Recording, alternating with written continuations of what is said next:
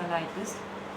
The prevalence of diabetes is more than 9%. From this it is insulin, which is an important therapy in the treatment of diabetes. In this we'll be looking at the classification, uses and adverse effects, the oral anti-diabetic drugs and recent advances. Now diabetes is a group of metabolic disorders which is characterized by chronic hyperglycemia associated with disturbances of carbohydrate, fat and protein metabolism, and this is because of either absolute or relative deficiency in insulin secretion. Diabetes causes long-term damage, dysfunction and failure of various organs. Now what is the long-term damage? This can be the microvascular complications as well as the macrovascular complications. You can find retinopathy, neuropathy, nephropathy or any cardiovascular disorders. Now what are the main symptoms of diabetes? This is, the 3 P's, that is polyphagia, polydipsia and polyuria. These are the 3 P's which is a quite common finding. You will also find lethargy, stupor, weight loss. Then there is smell of acetone. Respiratory, you will find Kussmaul's breathing.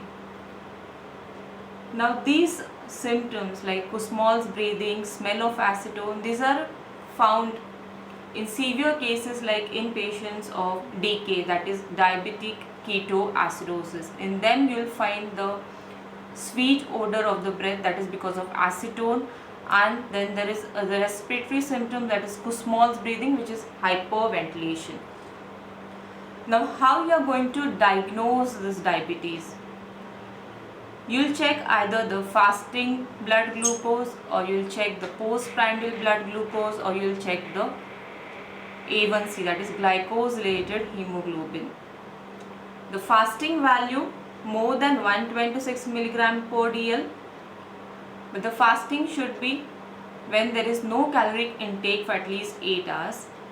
2-hour plasma glucose, which is more than 200 mg per dl, or you will perform an OGTT, that is oral glucose tolerance test, even in which you will give a 75 gram of anhydrous glucose, and in this again the blood glucose is more than 200 mg per dl, or the A1C, HbA1c, that is glycosylated hemoglobin, is more than 6.5%. Glycosylated hemoglobin gives you the average value from the last 120 days. So you come to know how is the check of diabetes in that patient, how well he has maintained the blood glucose levels, or it is there in any patient with classic symptoms of hyperglycemia and the random blood glucose that is more than 200 mg per dl. Now we are going to classify this diabetes, because with the classification you will come to know which type is going to require insulin therapy and in which type you will start with oral anti-diabetic drugs. Now type 1 diabetes, there are basically we have classified into 4 types. Type 1 diabetes, which you very well know, is insulin dependent diabetes. Type 2 diabetes is non-insulin dependent diabetes. Next is gestational DM, and then in the last class are the all other types of DM. Now type 1 diabetes is basically because of the autoimmune destruction of beta cells of pancreas, and thereby there is absolute insulin deficiency.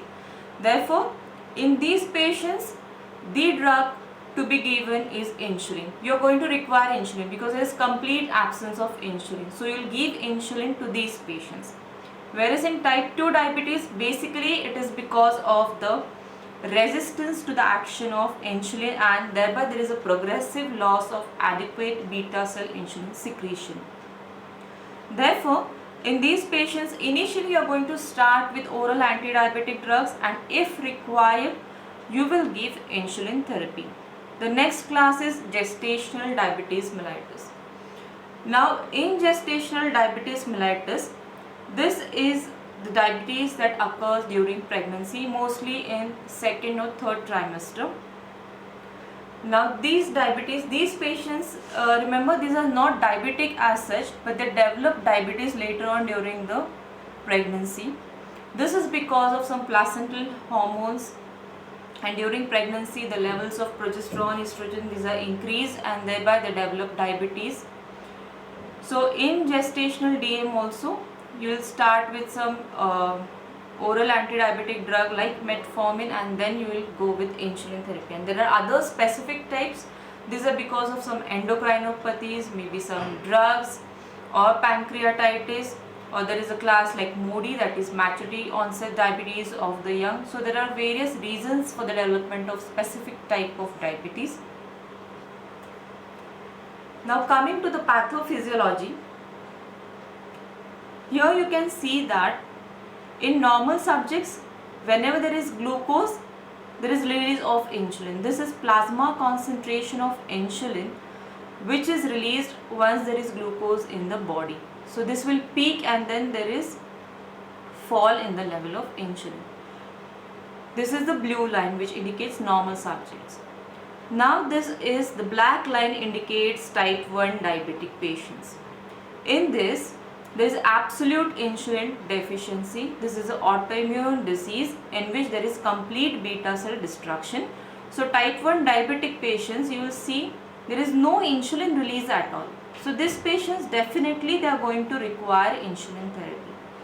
And this red line denotes type 2 diabetic patients in whom there is relative deficiency, but the main reason is resistance to the action of insulin. So insulin is released, there is relative deficiency, but there is resistance to the action of insulin. The same thing is being described here in the diagram, that is, there is insulin resistance in peripheral tissues. There is increased glucose production, but insulin is not able to provide its action for the uptake of glucose in various tissues like here adipose tissue and muscle. There is resistance to the action, and gradually there will be relative deficiency because there will be inadequate insulin secretion from beta cells. Now what will be the drug therapy for diabetic patients? It is insulin and all other anti-diabetic drugs. Insulin, as I have already told, is the drug for type 1 diabetic patients because there is complete absence of insulin, and then there is a class of anti-diabetic drugs. Okay, in this you have oral drugs as well as the drug which are given parenterally by subcutaneous route also. We will be discussing this in details. Now coming towards insulin. Insulin was discovered in the year 1921 by Banting and Best, and they demonstrated this hypoglycemic action of an extract of pancreas. This was basically, they performed this experiment on a dog. So we really need to thank these two people for the discovery of insulin, and it was really a boon for diabetic patients. Now here you can see this is the structure of insulin. Basically, the synthesis of insulin is from pre-proinsulin gets converted to proinsulin, and this will get converted to insulin.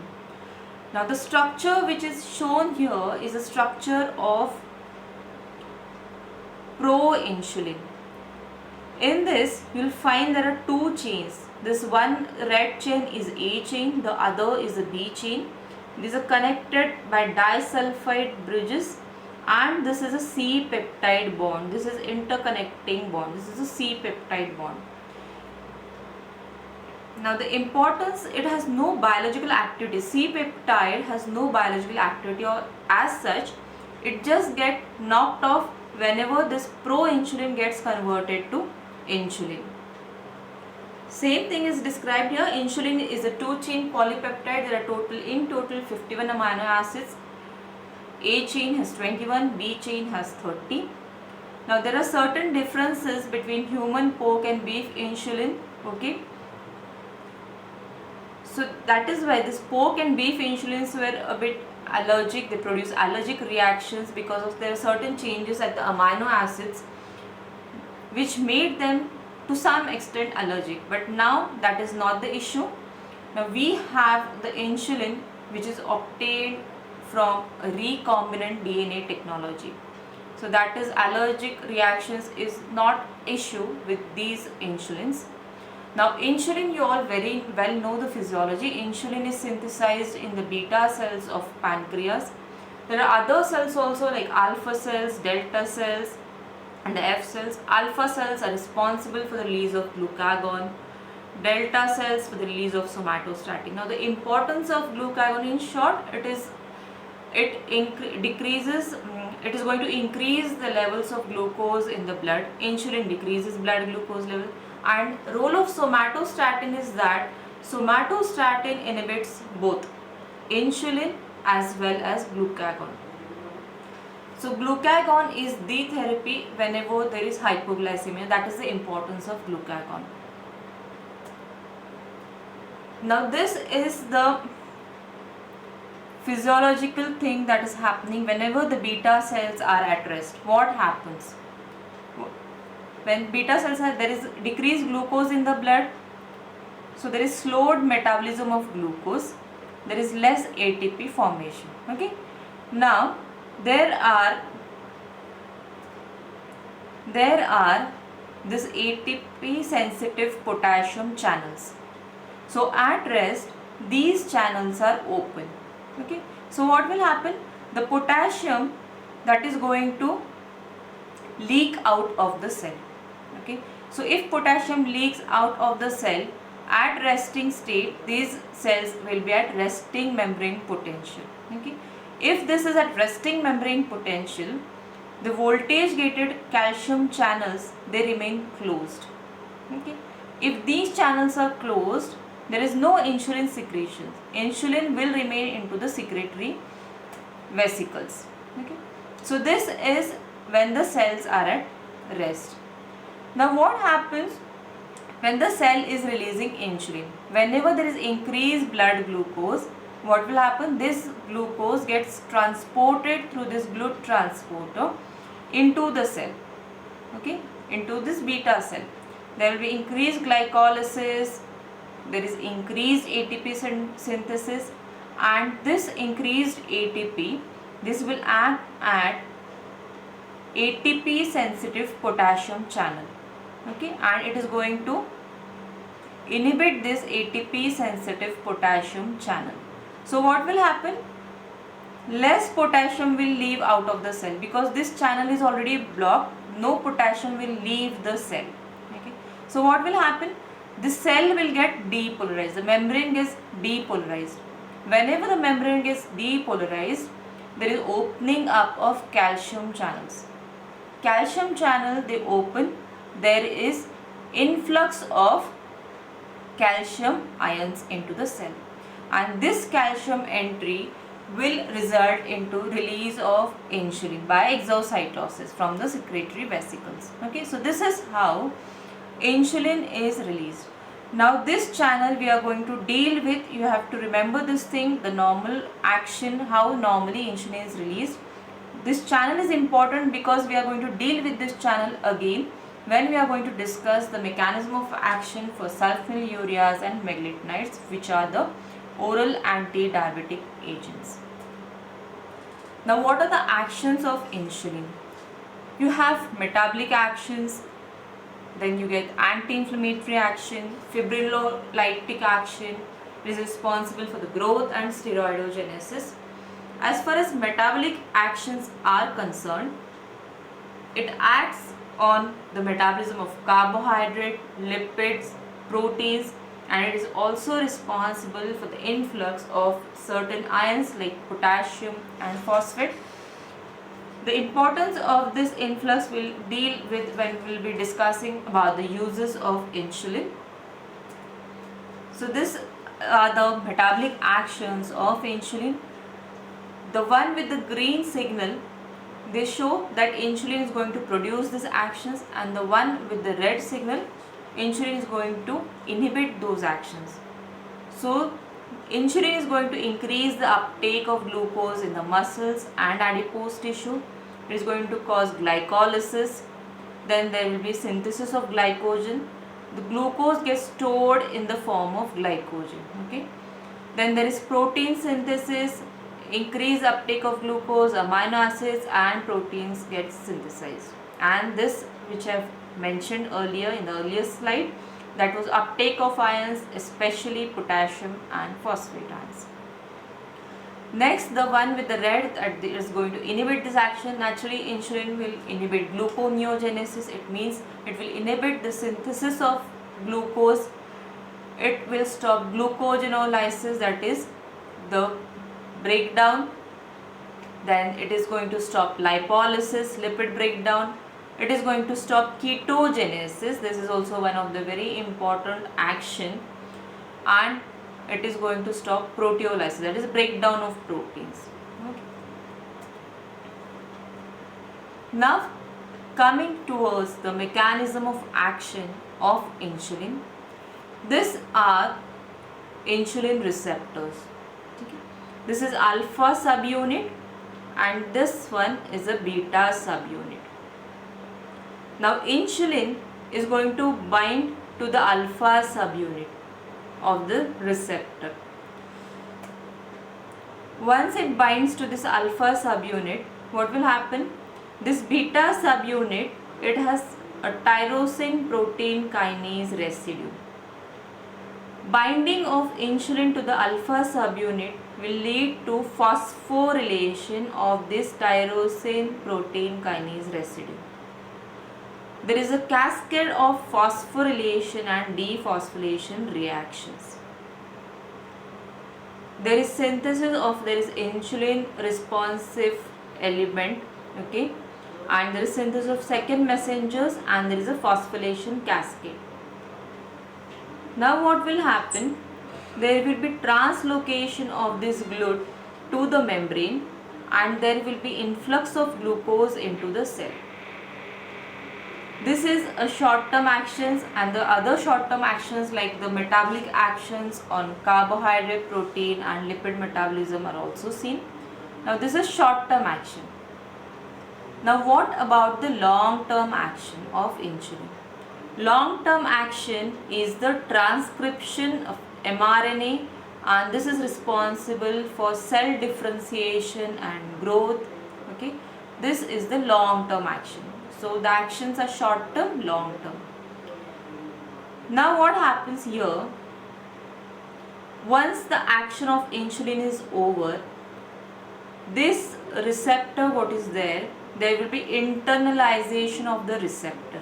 Okay, so there will be, once it gets internalized, it will get degraded, or the other thing can happen is recycling of receptors. So there is fate of this receptor, fate of this insulin.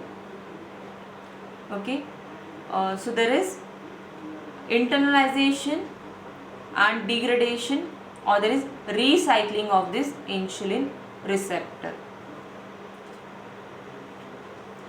Now what about the pharmacokinetics? Insulin is a peptide. It's released from pancreas and it is in monomeric form, which is distributed only extracellularly. Now what is the importance of monomeric form?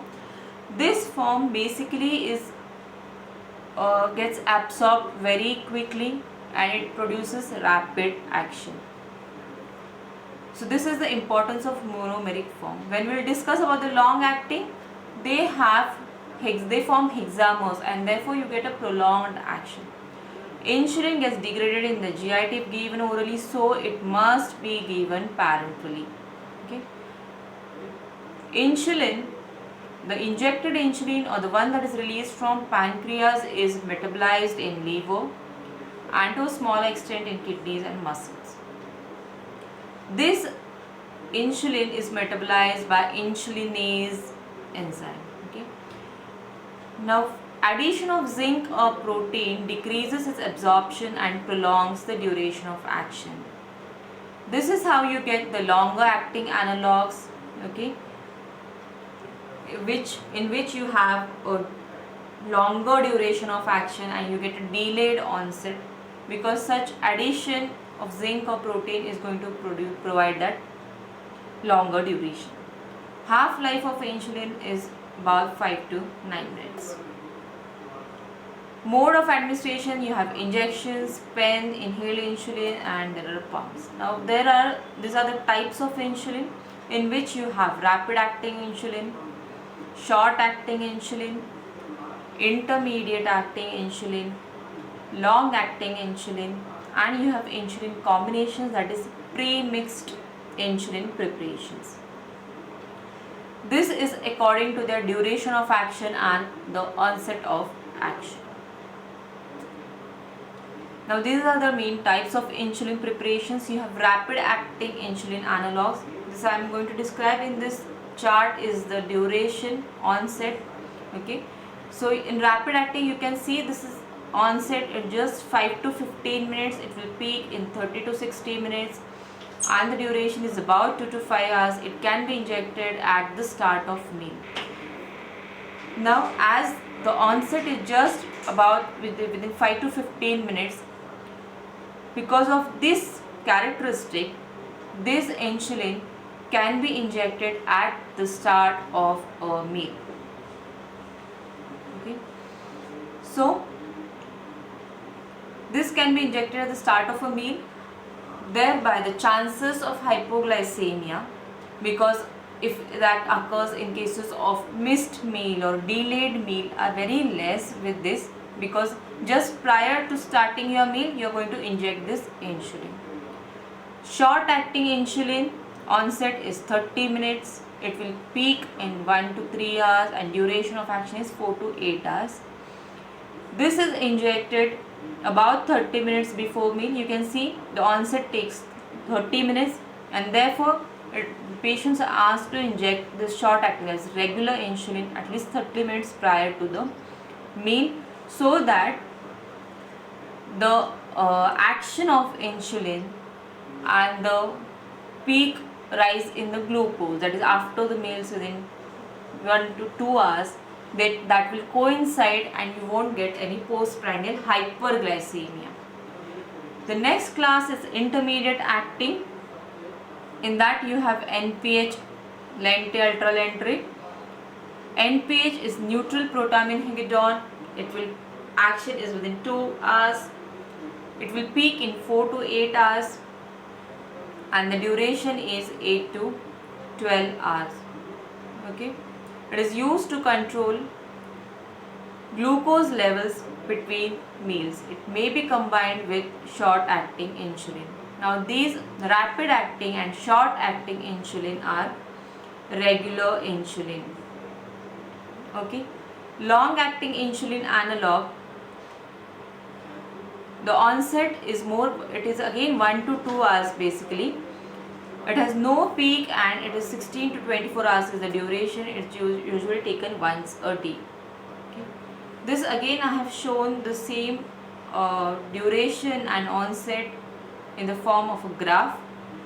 Rapid acting, you can see action starts very quickly, and the short acting you have a bit delayed onset, that is at least 30 minutes are taken for the action, whereas intermediate it will take 1 to 2 hours, and the longer acting analogs, that is insulin detemol, glargine, there is no peak to this longer acting insulin, and it will take almost 2 to 3 hours for its onset, and they have the duration more than about 24 hours. There is one more insulin, that is insulin degludec, which is said to have its duration of action up to 48 hours also. Now in rapid acting insulin you have insulin lispro, aspart, glulicin. There are certain changes at the amino acids in these insulin. Now these are absorbed as monomers, therefore they will have rapid absorption. These are soluble insulins and these are clear solutions at neutral pH. These are administered subcutaneously and they can be given intravenously also in cases of emergencies like decay or non-ketotic hypoglycemic coma. Rapid acting insulin, they mimic the prandial, that is mealtime release of insulin, and therefore These are given just before the meal or just at the start of the meal. You will give rapid acting insulin. This can be mixed with NPH, that is, which is an intermediate acting insulin. Now these are usually used with the longer acting insulin to ensure proper glucose control. Like you can combine it with NPH, that is, which is an intermediate acting. You can combine it with the longer acting insulin. These longer acting or intermediate acting will provide basal insulin secretions, and rapid acting will take care of postprandial rise in glucose level. Next is a short acting insulin. It's a soluble crystalline zinc insulin. Again, it's a clear solution given subcutaneously.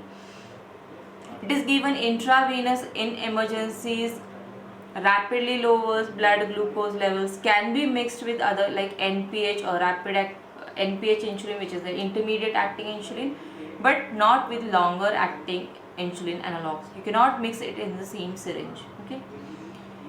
Now when I say it is given subcutaneously, now what are the sites for subcutaneous injection? These are given on abdomen, thighs or buttocks. Okay.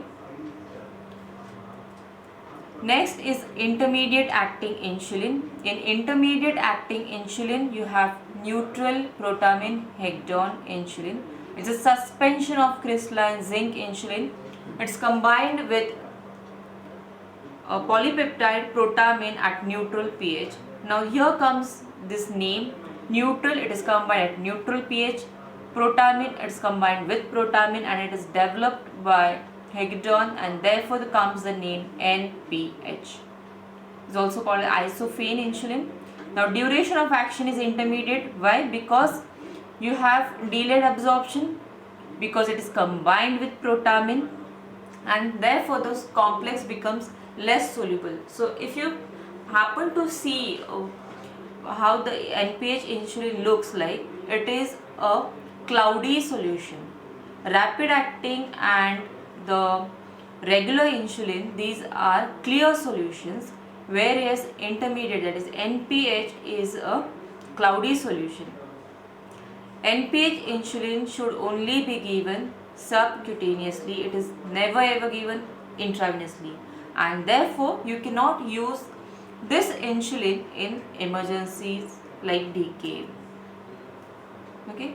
And it is used for basal control, and it is given with rapid or short acting insulin for mealtime control. Next is the longer acting insulin. In long acting insulin, you have insulin glargine, insulin detemmer, insulin degludec. Okay. These insulins, these are again clear solutions given subcutaneously. They have slower onset, 2 to 4 hours, and these are said to be peakless insulin.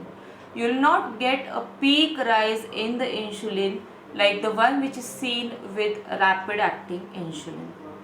Therefore, the risk of nocturnal hypoglycemia is quite less with longer acting insulin. They give a basal insulin level in the body, and these are not mixed with other insulins. Why? Because they are stable at pH 4. Mixing, there will be change in the activity of these insulins. These are longer acting. Why? Because they are in the hexamer form. Whenever they are injected, they form microprecipitates, and there is slow release from these microprecipitates in the body. Therefore, you get longer duration of action with these insulin. Glargine and detemmer action is about 24 hours. With degludec, it is said to have an action about 48 hours. So once a day regimen of this basal insulin is enough, but still it may vary patient to patient if there is quite insulin resistance. It will depend on that, and in that case you might require to give even a twice a day dosing of insulin. Now there is something inhaled insulin. Inhaled insulin was quite helpful for the patients, because you can really imagine it's how difficult to daily take the injections of insulin in basically in type 1 diabetic patients. Okay, daily injections, quite painful thing. So inhaled insulin would have basically improved the compliance of the patient, and it was quite convenient for the patient.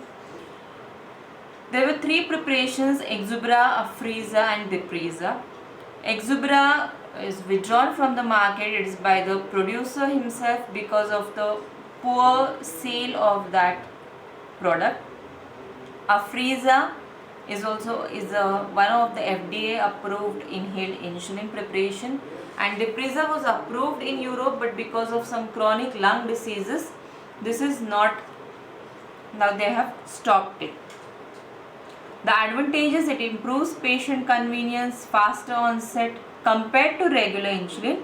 It is similar to that, onset is similar to that of type 1, similar to that of rapid acting insulin. There is no needles, risk of infection again is less, and in type 2 diabetic patients who are really hesitant to start with insulin therapy, it would be very easy for them to start with insulin when actually it is required, because they are started on oral drugs, so they are very hesitant for starting some injectable preparations. In those patients, this is really a very helpful thing, like inhaled insulin preparations. You can start it early and prevent the long term micropathies and macrovascular diseases in those patients. Adverse effects related are like pharyngitis because of the deposition in the pharynx and pulmonary fibrosis. Next very important term is concentrated insulins. Now there are certain concentrated insulin preparation. What we have is U100. Now insulin is measured in terms of units, like you are asked to give 10 units, give 4 units of insulin. Okay, so it is measured in terms of units. So now we have the preparations like U500, that is which is 5 times more concentrated than U100, which has a delayed onset, longer duration of action. U300, that is glargine, and 200 degludec. This glargine U300 is 3 times more concentrated than U100, whereas U200 degludec is twice more concentrated than degludec. Now what is the advantage of these preparations, these concentrated preparations? Basically is that whenever you need to give larger volume, like if you are asked about U100, you are asked to give some 10 units or some 14 units of insulin you are asked to inject. What happens, you can imagine what will be the volume of that drug. But at the same time, if the same drug you get in a highly concentrated form, like 5 times more concentrated or 3 times more concentrated, naturally the volume of drug that is to be injected is decreased. This makes the patient more adherent, and there will be more convenience to these patients to inject this insulin. Now there is one more term like pre-mixed insulin. Pre-mixed, the name itself suggests these insulin is mixed prior only. The vials you get, in those vials you already have those insulin, 2 types of insulin which are already mixed in the same vial. Okay. Now there are, in these what you have one will be basal, which will provide basal insulin, which has a longer acting component, and the second insulin which is available, that is a short acting insulin or a rapid acting insulin, which will cover your postprandial increase in blood glucose. So it will cover your mealtime glucose, and the other longer acting will give you a basal insulin levels in the body. That you get in percentages like 70-30, you get 50-50 or 75-25 preparations. Okay. Now what is this percentage?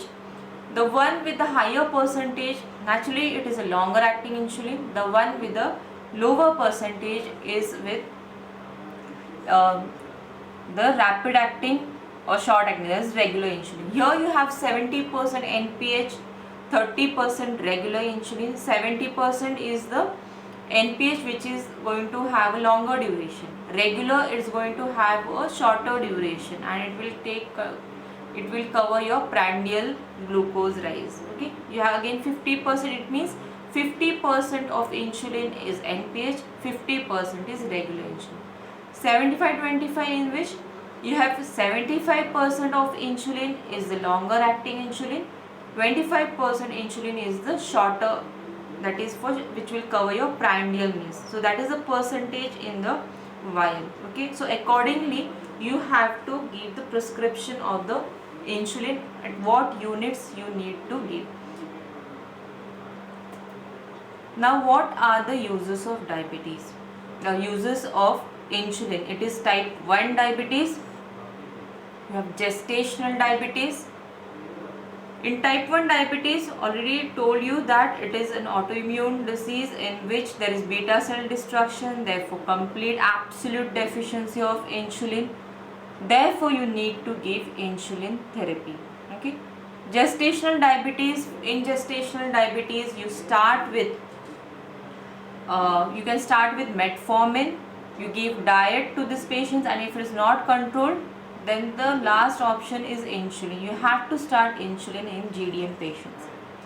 Now, even for type 2 diabetic patients, you start with oral anti-diabetic drugs, but these patients, if remain uncontrolled with this anti-diabetic drugs, you need to give insulin therapy.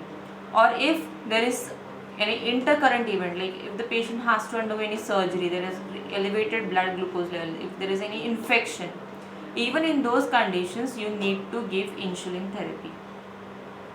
Next is diabetic ketoacidosis.